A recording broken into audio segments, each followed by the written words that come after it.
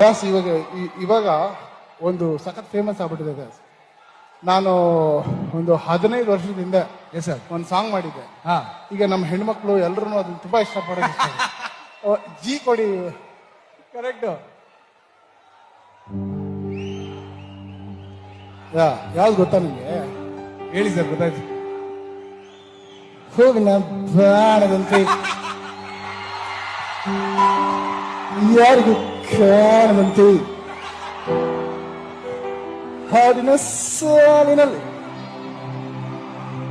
ಮೂಡುವ ಪ್ರಾಣದಂತೆ ಚೇತನವಾದಂತೆ ನೀನನ್ನು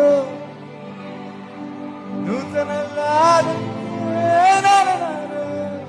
ನಿಬಂಧ ಮೇಲೆ ಬಾಕಿ ಮಾತನ್ನು ಹೀಗಿರೋದು.